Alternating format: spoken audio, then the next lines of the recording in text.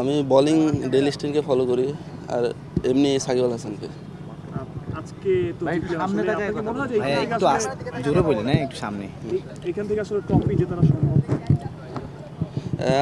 এখান থেকে আমাদের ফোকাস শুধু ম্যাচ বাই ম্যাচ। 5টা আজকে একটা জিতলাম, আরও 4টা আছে, বাট ম্যাচ বাই ম্যাচ আমরা চিন্তা করতেছি।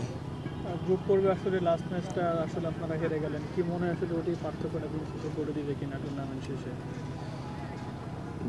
গ্রুপ পর্বে লাস্ট ম্যাচটা যে হারলেন, কি মনে হয় টুর্নামেন্ট শেষে সেটাই পার্থক্য করে দিবে কিনা? ওটা জিতলে অবশ্যই আমাদের জন্য ভালো হতো। হেরে আমরা একটু ব্যাকফুটে আসি, তারপরেও ইনশাল্লাহ চেষ্টা করতেছি সবাই সবার বেস্টটা দেওয়ার। আপনার ব্যক্তিগত টার্গেট কি এই টুর্নামেন্টে? এখন যে আরও 4টা ম্যাচ আছে, আমি যে বললাম, আপনার টার্গেট কি?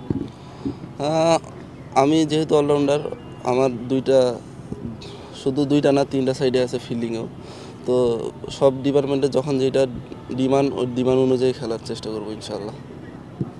ভাই শুরুর দিকে টিম কম্বিনেশনের কারণে একটু সুযোগটা কম আসছিল আপনার, তো এখন যেহেতু ম্যাক্সিমাম বড় বড় প্লেয়াররা সিলেটে চলে গেছে টেস্ট সিরিজে খেলতে, এখন যে সুযোগটা আপনারা পেলেন, আসলে বাকি যে 4টা ম্যাচ আছে এই ম্যাচগুলোতে আসলে আপনার যে ডিমান্ডটা ছিল সেই ডিমান্ডটা শো করবেন?